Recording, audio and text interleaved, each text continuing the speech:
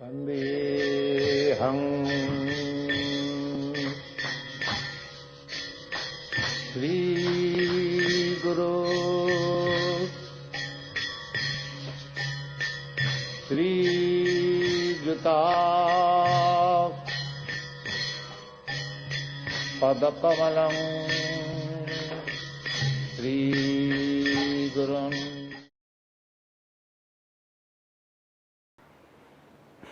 Mantra Guru Ajoto Shikha Gurgan Ta Chorane Age Koriya Bandhan Vancha Kalpa Turubhishtu Kripasindu Vevacha Paditanam Pavaneva Vaishnava Namo Namaha Om Agyana Timanandasa Gyananjana Shalakaya Chukshu Unmulitang Jen Tasmai Shri Gurave Namaha Nama Om Vishnu Padaya Krishna Pristhaya Bhutale Srimati Bhakti Vedanta Shami Iti Namane Namaste Saraswati Devi Gauravani Pracharine Nirvishesha Shunyavadi Prashchatta Deshatarine. In his concluding purport to the 14th chapter, text 14.26, Srila Prabhupada writes, in his constitutional position, a living entity is above the three modes of material nature, but association with material nature entangles him in the different modes of material nature, goodness, passion, and ignorance. Due to the association of these three modes, his desire to dominate the material world is there. By engagement in devotional service and full Krishna consciousness, he is immediately situated in the transcendental position, and his unlawful desire to control material nature is removed. In this purport, Srila Prabhupada, practically speaking, he summarizes the 14th chapter by explaining that the Purusha, again referring back to the key verse, which we could actually consider the verse we analyzed in the previous lesson, 13:22, Purusha Prakritishto Hi Bhunkte Prakriti Jangonan Karanam Gunasanga Asyad Sarasad Yoni Janmashu. In this verse, we could consider this verse as a seed verse for the subsequent 5 chapters of the Bhagavad Gita, because this verse is explaining the essential the essential issue that the transcendental jiva, Purusha, Prakritishto, is situated in the material energy. And why he's situated there is because Bhunkte, Gunan, he's enjoying the modes of material nature,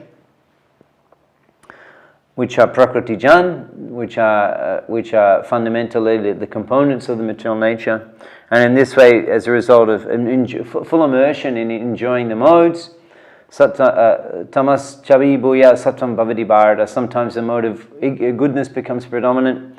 Raja sattam tami bhuya, sometimes the mode of passion becomes predominant. Tama raja sattam taiva, sometimes the mode of ignorance becomes predominant. And in this way, a living entity simply takes shelter and enjoys the opportunities which are provided by the three modes of material nature, and in this way completely immerses himself in illusory existence. Prakritishto. This is the bewildered condition.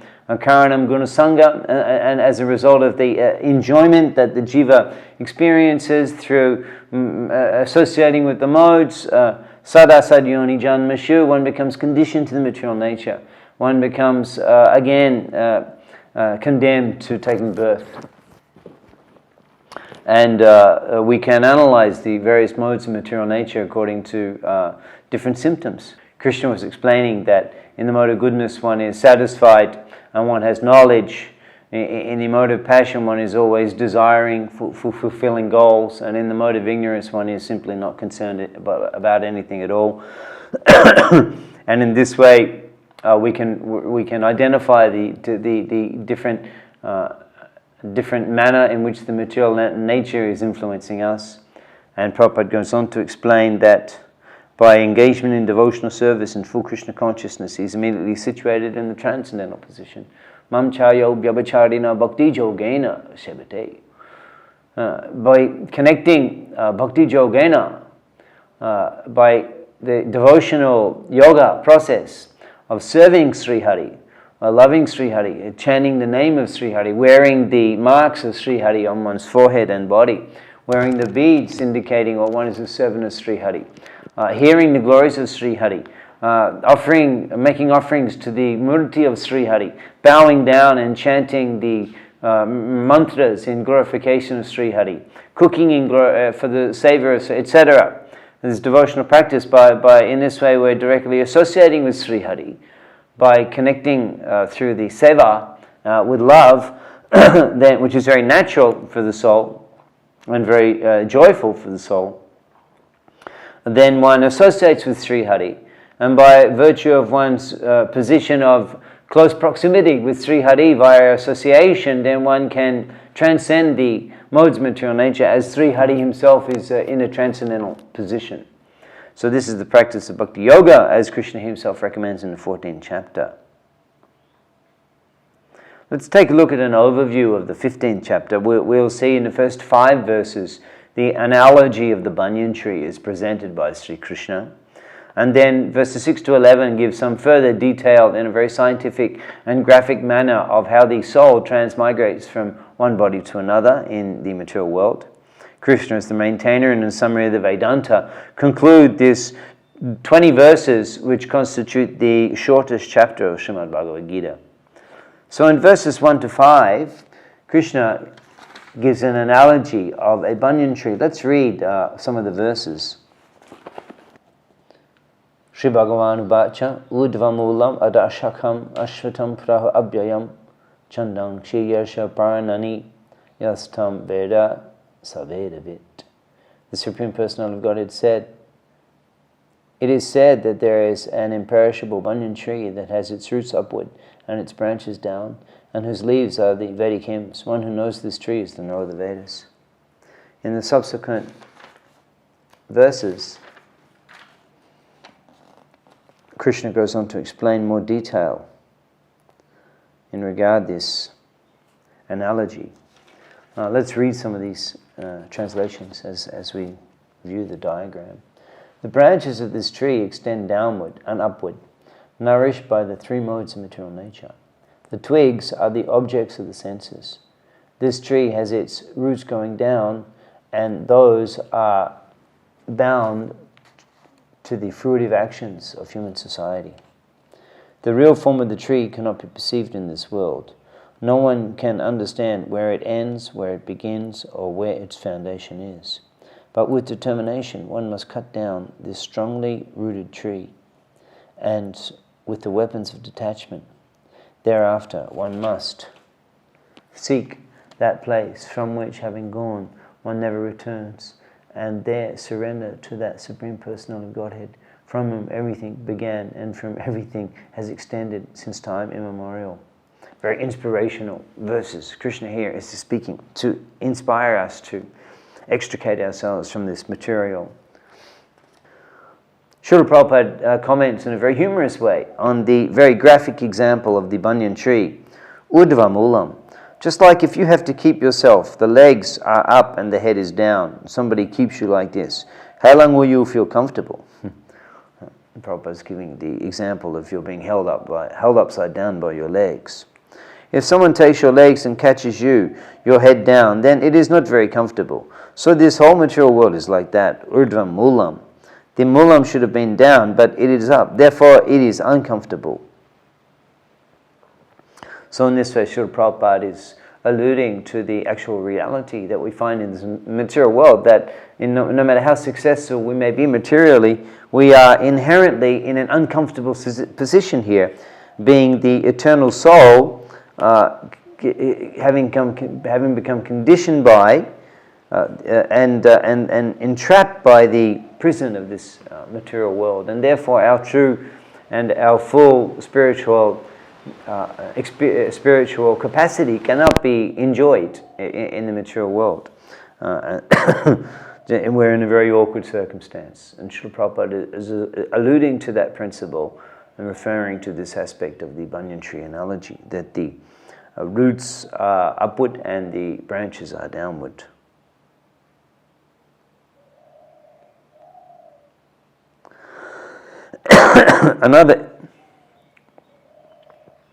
Another explanation is the perverted reflection. So Prabhupada is giving the example that the tree on the bank of the pond can be seen in the reflection of the tree, is the opposite reflection of the tree in the pond. It appears to be the tree, but actually it's just the reflection of the tree, perverted reflection. So in this way, the material world reflects the spiritual reality, but it cannot be the spiritual reality. It's only a reflection or a perversion of the spiritual reality. On the bank of the river or the bank of the pond, there is a tree standing, but the reflection, we find that the same tree has become urdhva mulam, adha shakam. The roots will be going up, and the branches will be going down. Adha shaka, branches going down. Urdhva mulam, roots going up. So by this statement, Krishna says that this is not real. That reflection in the water of the tree, it is not real. Real tree is up. Similarly, real enjoyment, real variety, everything is in the spiritual world. It is simply reflection in the material world. It is not a fact. Therefore, our enjoyment here is called maya or illusion.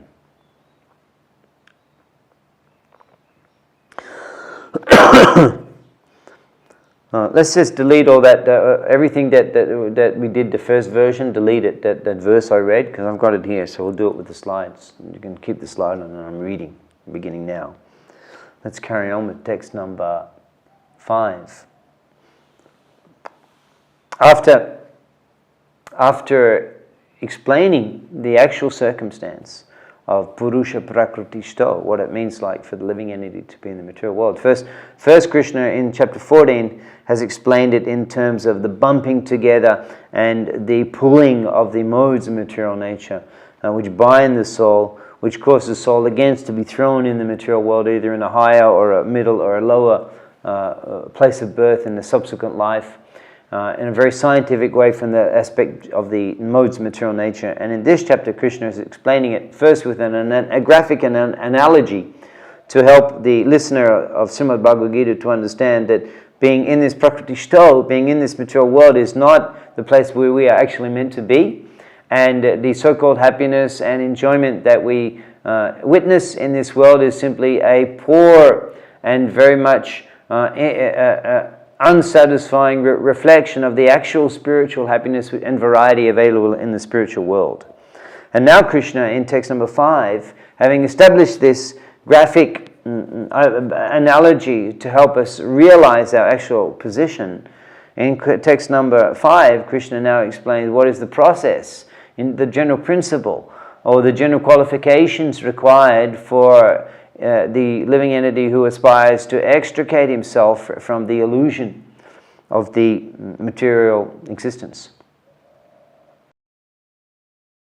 Nirmana moha jita shanga dosha adyatma nitya vinibhrutta kama Tvandavayur vimukta shukha dhoka shagyair kachchanya mudha paramabhyayam tat.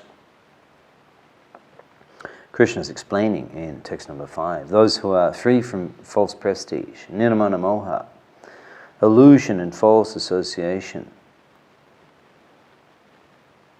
jita shanga dosha, who understand the eternal, adhyatma nitya, who are done with material lust, vinivitta kanamai, who are free from duality of happiness and distress, understand and know how to surrender under the Supreme Personality of Godhead, attain to that eternal kingdom. And Prabhupada, in his purport, comments, to get out of the entanglement of the strong material banyan tree, the material life, one must surrender to Krishna. As soon as one surrenders to Krishna, one becomes detached automatically from the material extension. So, this comment that Ashanga Shastrena, with the Ashanga, detachment, shastrena, a weapon of detachment, dhrutena chidva. One can extract himself from the illusion of the material banyan tree. Prabhupada is purporting that this shastrena, this weapon of ashanga, of detachment, can be easily facilitated by the practice of bhakti, bhagavad bhakti, devotional service to Sri Hari.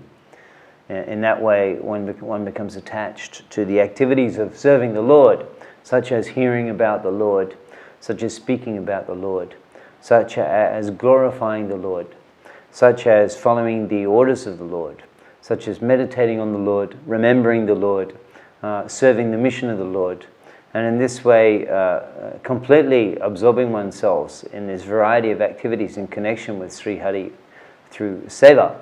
Bhagavad Bhakti Jog, one very easily detaches oneself from the influence of the material energy and one's sangha dosha, one's false association with the material world. And this is the easy process of Krishna consciousness, Susukam Kartum, as Krishna explains in the confidential section of Bhagavad Gita, Rajaguya, is Susukam Kartum. It is very, very easy, very joyfully performed. So in this way, by the application of Bhagavad Bhakti, one can very easily detach oneself from the false illusory position as indicated by the banyan tree analogy. Now in text number 7, text number 6, Krishna goes on now. He's encouraging very emphatically. He's advertising. He's very much advertising the wonderful circumstances, the wonderful qualities of the spiritual world to attract the conditioned souls from the material world back to return them in the spiritual existence. Krishna explains, Natad Bhasha Shate Shuryo Na Shashanka Napabakaha Yadgatvana Nirvatante Tadhama Paramamama. That supreme abode of mine is not illumined by sun, nor moon, nor by fire or electricity. Those who reach it never return to this material world. Prabhupada, in his humorous way, he goes on to further advertise and glorify the wonderful qualities of the spiritual world. What is this foolishness, Prabhupada speaks in 1975. Why should you pay the electric bill? Go there and live there. There is no need of electricity. Natad Bhasha Shate. It is, in Bhagavad Gita, Krishna explains, Natad Bhasha Shate Surya. No need of the sun or the moon. It is the spiritual world is not lit by the sun or the moon because everyone is effulgent. Every planet is effulgent. So therefore there is no need of these things. There is no ignorance. There is no scarcity. There is no miserable condition. Just a place. What a place. Just to imagine. There's no need of recharging anything there. The living entities are all effulgent and fully transfused with transcendental energy. No question of fatigue or exhaustion or misery or any type of suffering. One's existence is fully on the surcharged spiritual level so that one can interact in a very dynamic and in a very emotional, a very full of flavorous way. It's called Bhakti Rash. One can interact in a very flavorious way with the Supreme Lord Sri Hari in affection and in Leela. And in this way one has an amazing body, as was explained earlier in Bhagavad Gita. Sa prayati samadbhavam, in the 8th chapter of Bhagavad Gita, attaining the Supreme. Sa prayati, they attain samadbhavam, a nature like mine. And here Krishna is explaining more in more detail about the nature of the spiritual reality. Prabhupada in his purport is concluding that one should be captivated by this information. He should desire to transfer himself to the eternal world and extricate himself from this false reflection of reality. As we explained in the beginning of the lesson, verses 6 to 10 of this chapter explain in more detail the process of transmigration. Let's read and explore some of these verses.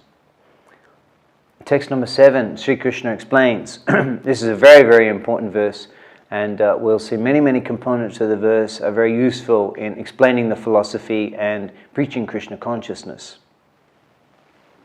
Mamavangsha jivaloke jivabhuta shanatanaha manashashtanindriyani prakritishtani karshati.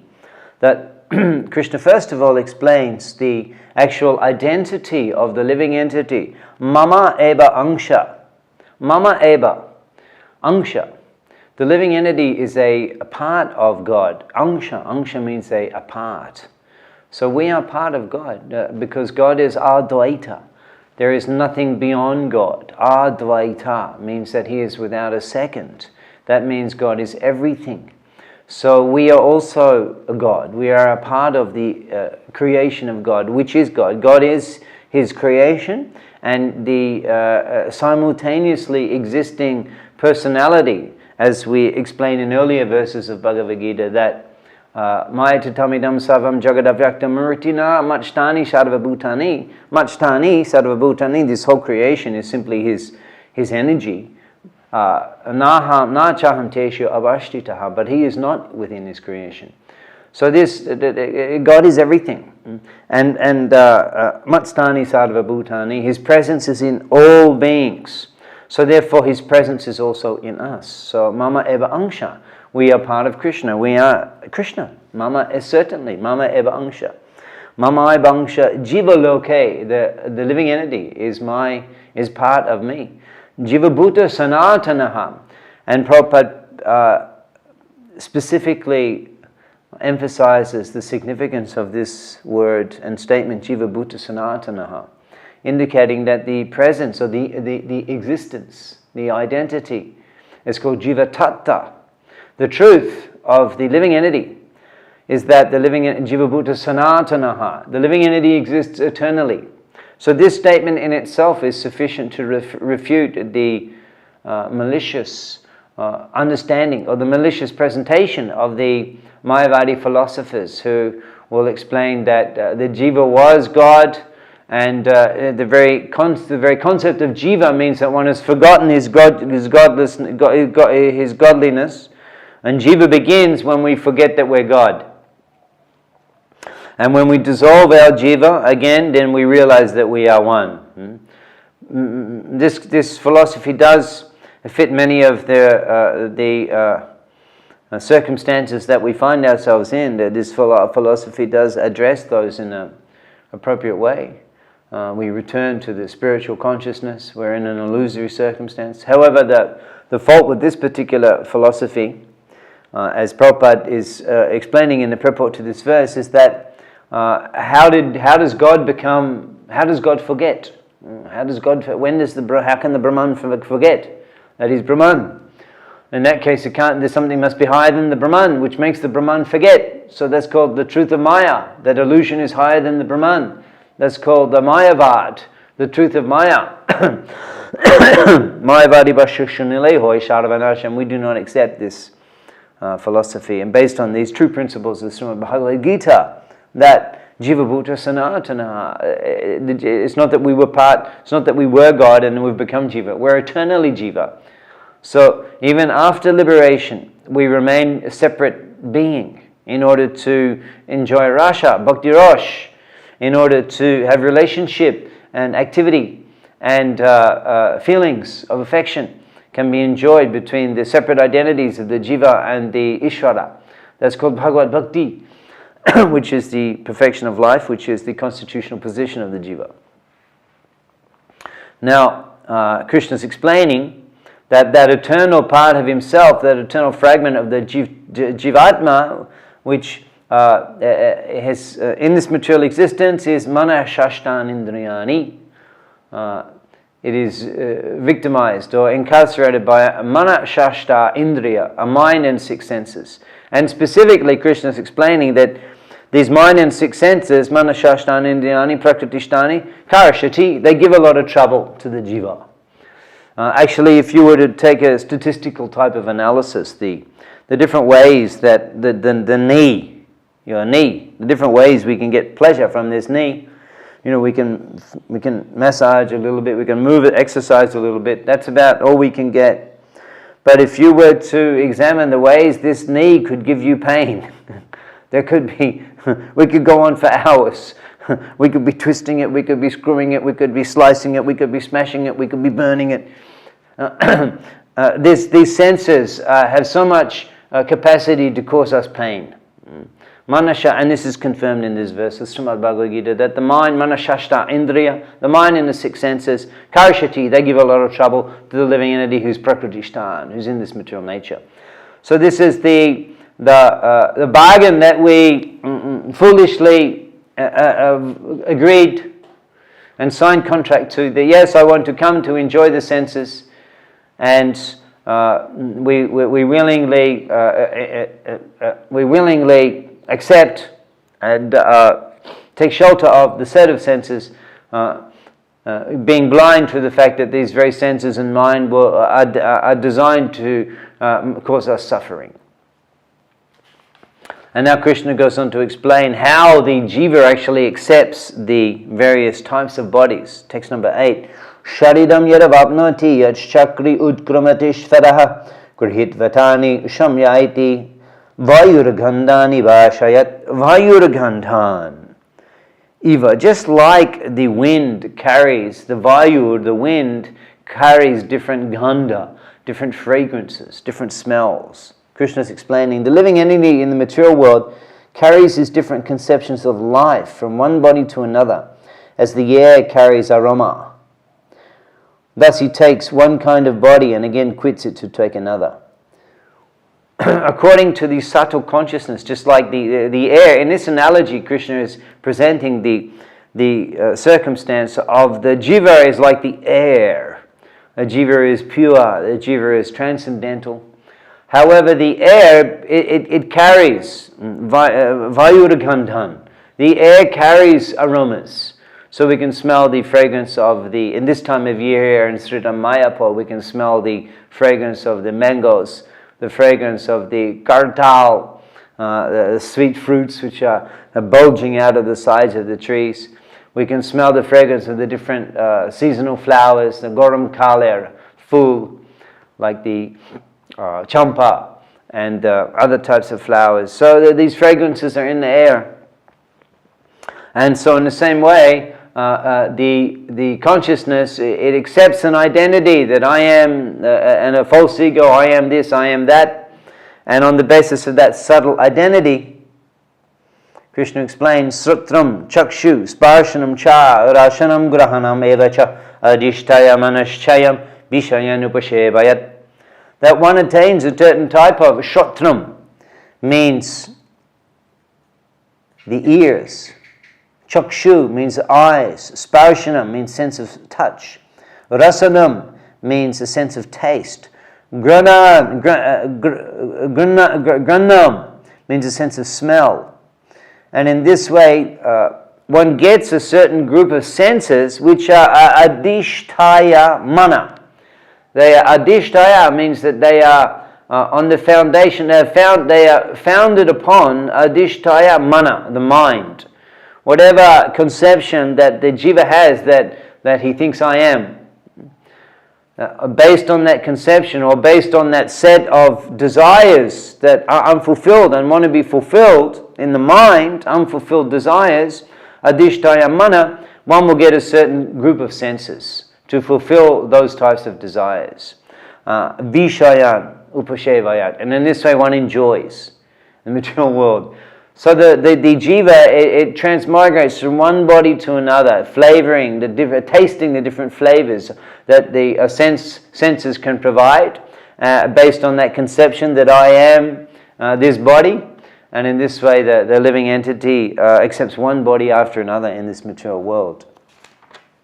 Srila Prabhupada comments in his purports, once placed in some particular kind of body, he comes under the control of nature, because the body, being matter, acts according to the laws of nature.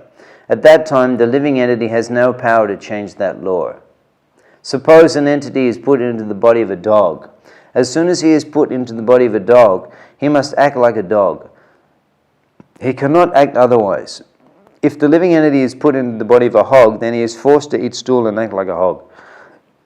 So in this way, one gets a certain set of senses. Vishayan upashevayat. Just like Prabhupada gives the example of the body of the dog. So the type of enjoyment that the dog enjoys, the human body, the human senses cannot relish that. The human senses will relish sweetly cooked rasgulla or gulab jalebi, hot from the ghee. The human senses are very refined, and the sweets or the bitter gorella and hot rice, or the puri fried in ghee with some aloo and aloo mata sabji. The human sense, or smelling the agarbatti, or hearing the tabla, or hearing the mridanga, as Thakur Bhaktivinoda sings, that mridanga baddha shunite hoy abashara shara jache. I'm desiring to hear the mridanga. The human senses are very refined. The animal senses are very gross. They're unrefined. the dog's snout and tongue, and in this way the dog is therefore, those senses are designed for smelling all sorts of obnoxious things in the drainage, in the sewage, in the dead, the rotting carcass. So in this way, whatever type of body one gets, one is condemned to act in that way. So now we're in human life. If we act in a tamasic way and eat indiscriminately and behave in social interaction in an indiscriminate, inconsiderate, without the results of consequence, animalistic type way, then we may actually, just like animals, they don't consider the consequences of what they eat. They'll just simply be pulled by their senses. They never consider is this right or wrong. They're pulled by their senses and they'll just eat. So if we eat in that way, without consciousness, without discriminating, how should I, what's the price, how should I pay for this? What type of tapasya do I need to perform to be able to pay for the sins that I'm incurring? All of these questions that a sentient being will ask. Animals do not ask. So if we live our life in that way, in like on the level of an animal, we can take the birth in an animal species, and then we become completely condemned. Because we will simply become on the level of the dog. Because the senses will condemn us to behave in that way. And that is condemned life. So that's the great risk that we face in this human life. If we foolishly act in a irregular way, in a adharmic way, then we may find ourselves cast into a lower species, and in that way be for millenniums be condemned and lost in this material world until again we somehow or other reach back to the human form of life. So we have to be very careful to avoid that predicament. We don't know what karmas, what sins we have performed which could cause us to be condemned in such a circumstance. Therefore, we have to chant Hare Krishna Maha Mantra, the great mantra for deliverance. Kali Juge Nam Hoy Krishna Avatar, Nam Hoy Te Hoy Sarva Jagat Nishtar. As Krishna explained in the previous chapter, that Bhagavad Bhakti Jogena Sagunan Samatitaitam, specifically by chanting the names of Sri Hari, the Hare Krishna Maha Mantra, we can transcend all of the influence of the material energy. Kali Doshan in He Rajan Ashta Eka Mahagunai, one great thing about the Kali Yuga, Kirtana Deva Krishna Sha. Kirtana Deva Krishna, by chanting the name of Krishna, Mukta Sangha. You can be liberated from the Sangha, from the association, from the contamination, from the all-around drowning effect of this material energy, Mukta. You can get delivered from that by Kirtanat Eva Krishna Sha, chanting the name of Krishna, Param Brajet, and attain the Supreme. So, whatever circumstances we're in, we should chant the name of Sri Hari to avoid the great risk here of falling down to a lower species of life and being condemned for millenniums of yugas until again we reach the human form of life in complete darkness. That could happen, and one has to be very cautious about how one lives one's life. The remaining verses of the chapter deal with Krishna's statement. Let's read text number 15, or another very important verse from this chapter, with many elements which are significant and very important in regard to the philosophy of Krishna consciousness, addressing many key philosophical questions. Sarvasya chaham ririshani vishtha matashmiti jnanam apohanam cha vedascha sasareva aham eva vedya vedanta kridreda vedeva chaham. Krishna is explaining that Sarvasya chaham ririshani vishtha, Ridi Shani Vishta, I am situated in the heart of Sarvasya, of all living beings. Matar, from me comes smritir jnanam apohanam. From me comes remembrance, knowledge, and forgetfulness, apohanam. And oftentimes we ask, why does Krishna make us forget? He makes us forget, he provides forgetfulness of our previous lives, forgetfulness of our eternal relationship with him.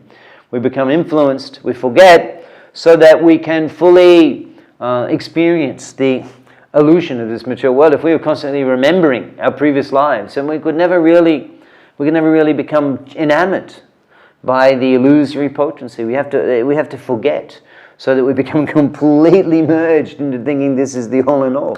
Asatyada satta kurimani, as Narottam Das Thakur sings. Asatyada satta kurimani. Those temporary things that we accept to be as true, because we have to forget the actual truth and the reality of our actual spiritual identity. Having forgotten that, then we accept this to be the ultimate reality. So in that way, this forgetfulness is an essential ingredient of us as Krishna, out of kindly for facilitating our desire to try to enjoy, to try to be the Lord, separate from Him, in order to fully try. He enables us to forget our actual spiritual identity, so that we can actually enjoy this material illusion. Vedas chasasara aham eva vedya, of all the Vedas I am to be known. And in this way, Prabhupada's explaining that one who knows Krishna, therefore knows all the Vedas.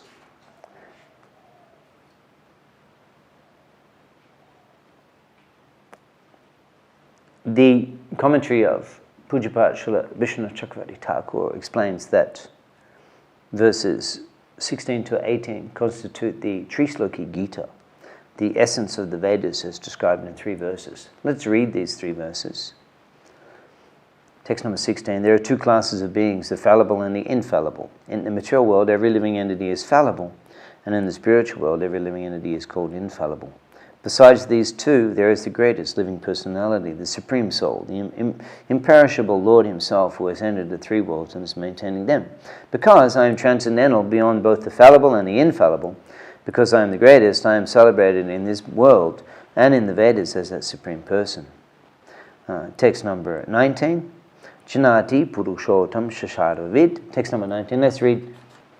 Yomam evam ashamudha janati purushotamam saravid bhajitimam sarvabhavena bharataham.